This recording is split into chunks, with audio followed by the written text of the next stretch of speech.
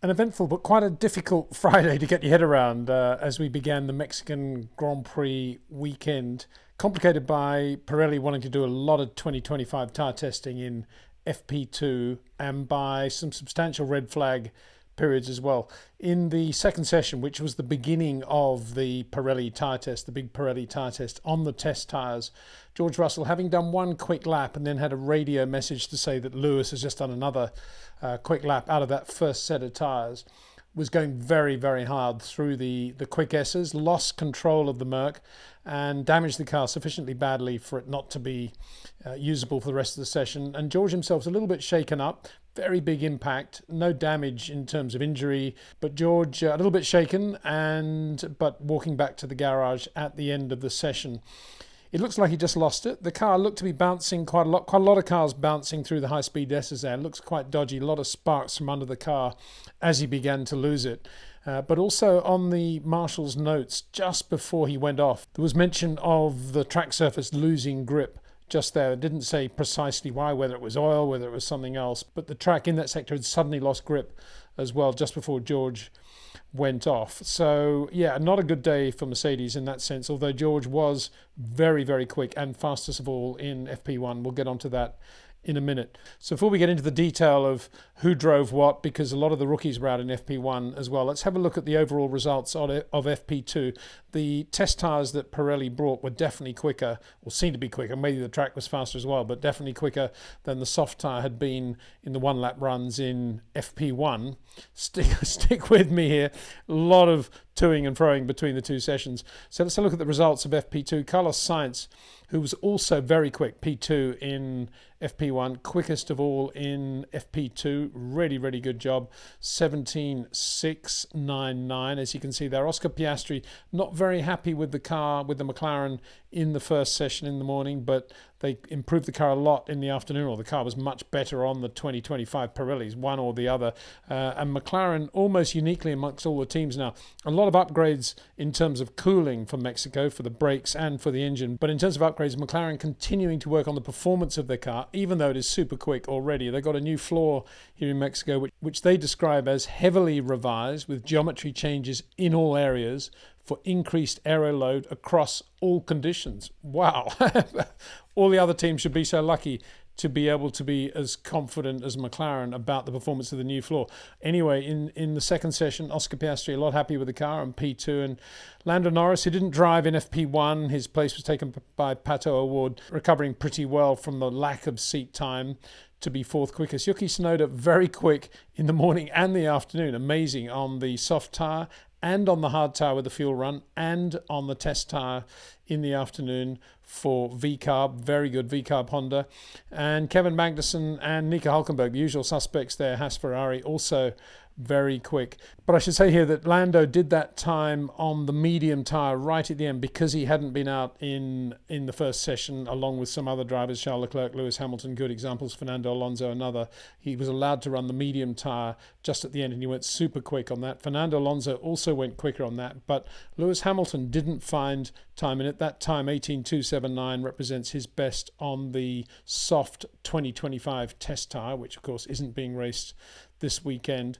And nor did Charles Leclerc go any quicker. He didn't even try to go quicker on a set of mediums. He just drove them out onto the grid to do some practice starts. So Charles Leclerc getting pretty quickly up to speed, despite light damage on his Ferrari. We'll get onto that in a minute when Oliver Behrman was driving it this morning and was hit by Alex Albon's Williams Mercedes. Valtteri Bottas has looked pretty good throughout the day, there or thereabouts in the B car. Wonder if they'll be able to keep it up, if he'll be able to keep it up for Stake Sauber as the weekend progresses. We've often seen this team looking quite good on Fridays and then fading away when it comes to qualifying. Sergio Perez, yeah, kind of there or thereabouts. Lots of support in the crowd, of course. Had a blemish-free day, you can say that, unlike Max Verstappen, who began to lose power after about 4 laps into his fuel run in the morning. And then this afternoon, in the test run, he just couldn't get the engine. They couldn't get it charging. The engine wasn't working, and so they decided to take the engine out of the back of the car, and he didn't do any laps at all. And Alex Albon, you see at the bottom there, is they're never able to repair the Williams in time. Let's have a look at the speed trap now for FP2. I've set them out slightly differently, and you'll be able to compare that with FP1 a bit later on into the video. You can see that Lewis Hamilton Mercedes really quick in a straight line. George was quick in a straight line this morning as well in the Mercedes. 3.56 for Lewis. All the top speeds were up on the Pirelli test session in the afternoon, up on the morning speed traps. The wind had died down a little bit. Also, the track was getting quicker, and the tyres are quicker as well, presumably. Well, certainly quicker over the lap. Whether they're quicker in a straight line is another matter, but they are FP2. All the times were up. Lewis 3.56, Carlos Sainz 3.54, Charles Leclerc 3.53 in the other Ferrari. Where are Red Bull and McLaren? McLaren very slow, 3.42, 3.41, but very good over the lap. So they're never going to be quick in Sector 1 because so much of Sector 1 is dominated by the straight in Mexico.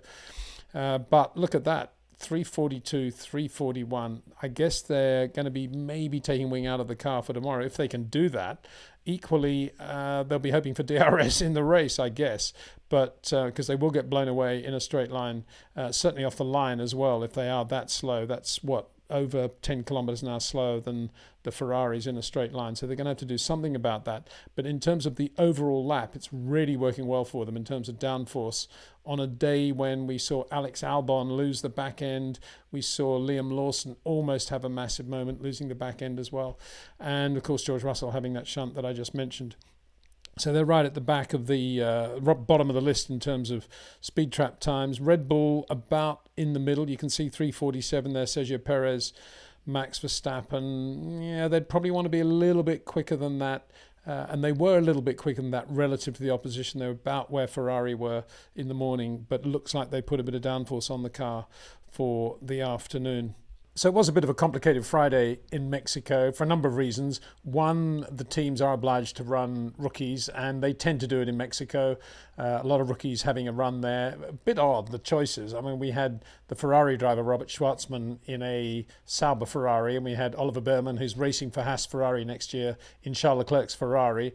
And so it goes on. Lando Norris sat out FP1, which again I thought was rather a strange call. You know, here is the guy most likely to challenge Max Verstappen for the Drivers' World Championship. You'd imagine McLaren would want to give him as much seat time as possible, particularly as it turned out the McLaren wasn't very good in FP1, didn't feel very good to Oscar Piastri, and so they could have benefited, of course, from having Lando in the car there.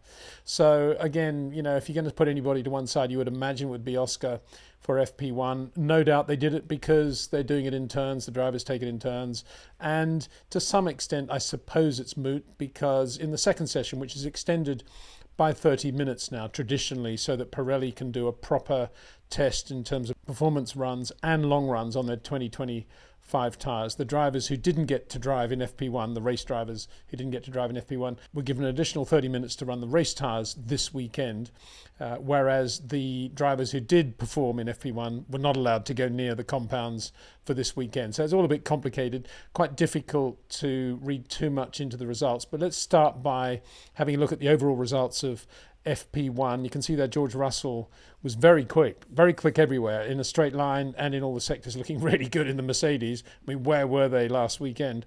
17.998, the only driver under 18 in FP1. Carlos Sainz also looked very, very good in the Ferrari, I thought. Yuki Tsunoda, yeah, you know, again, this probably means shouldn't read too much into it, but can't take it away from him, P3 in the V-Carb Honda.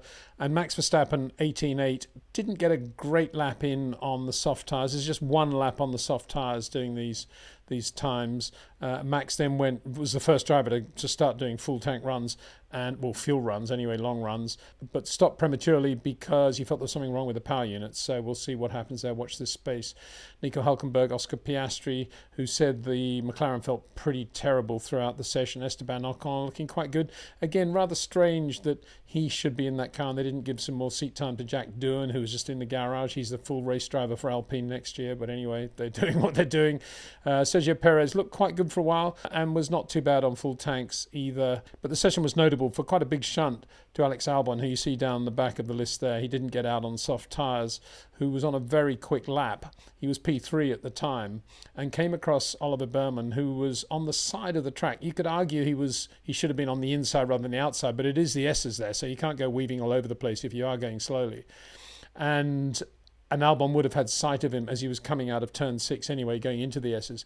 It looks to me like on the last left before the last right, if you get what I mean. We're talking high-speed S's here.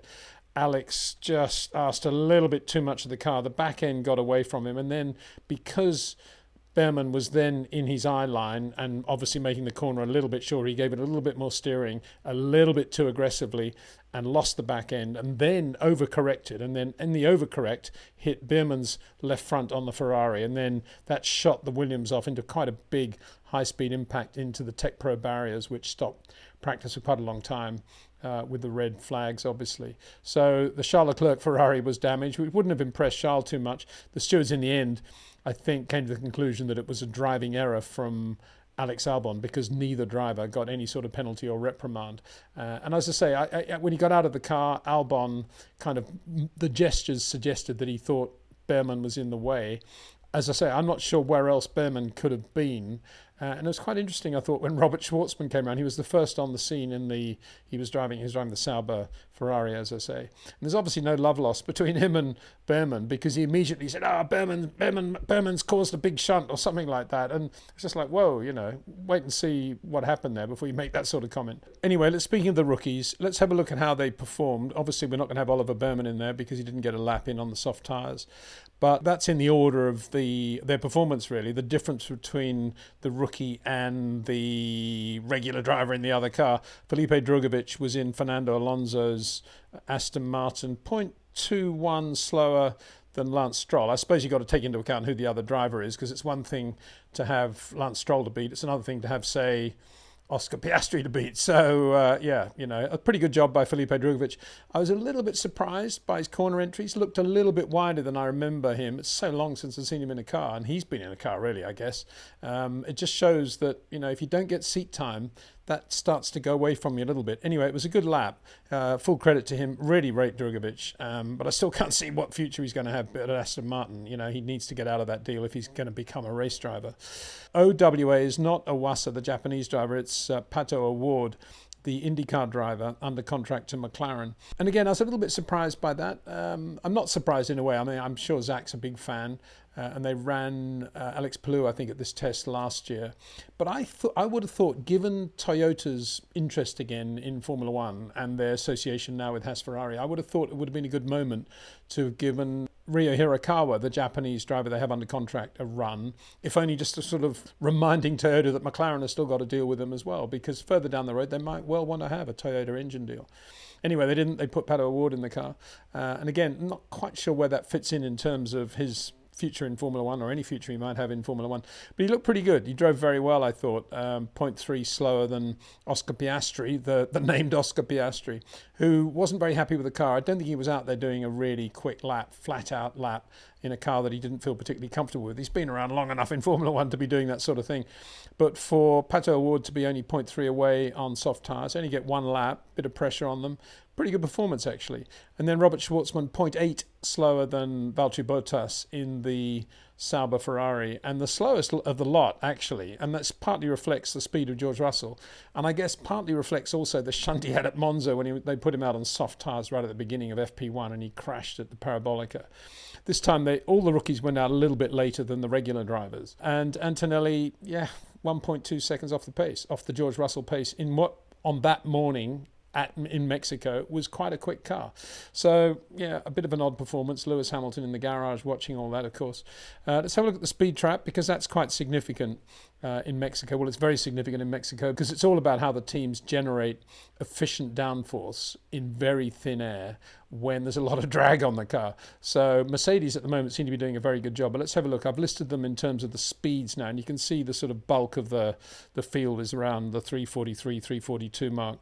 But Nico Hülkenberg and Kevin Magnussen both very quick in the Haas Ferraris. No real surprise there. They haven't been super quick in a straight line this year, so quite a good job. That augurs quite well for them in the race. George right up there, 348 in the Mercedes, and Antonelli 342. So maybe they were running a little bit more wing on Antonelli as well. But equally, look where Yuki Tsunoda is with 339 top speed, and he was P3. So it's not necessarily a given that if you are slow in a straight line in Mexico, you're going to be slow over the lap, because look where Sonoda is. So 346, Kevin Magnussen, Oscar Piastri 346, Max Verstappen 345. So at the moment, Red Bull and McLaren very, very evenly matched, with Ferrari there as well, 344. So three of the main protagonists about the same, with the Mercedes a little bit quicker than those three.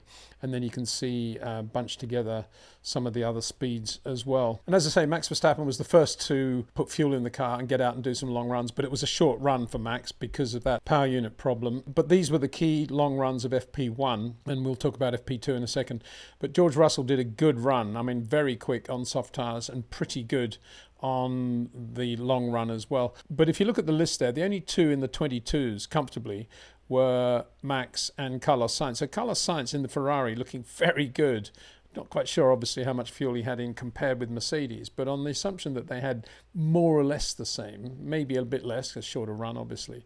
Nonetheless, that's a very quick, good run from Carlos Sainz. George Russell's fastest lap, 23.0, did do 2:23s, whereas Carlos is down in the 22s, a second a lap quicker. Max Verstappen in the mid to high 22s. Oscar Piastri, 23.2, 23.0, about where George Russell is. And Sergio Perez in that sort of territory, again slower than Max, but not too bad on this occasion. So that was the busy and rather complicated Friday in the build-up to the Mexican Grand Prix. No sprint this weekend, so tomorrow it's qualifying for the Grand Prix at the Circuito Hermanos Rodriguez, named after Pedro and Ricardo, but the fans are there, of course, to support Sergio Perez this weekend. Big thanks to Jetcraft, to OEM Exclusive, and to TrackNinja, and of course to you, the viewer, for watching. See you tomorrow.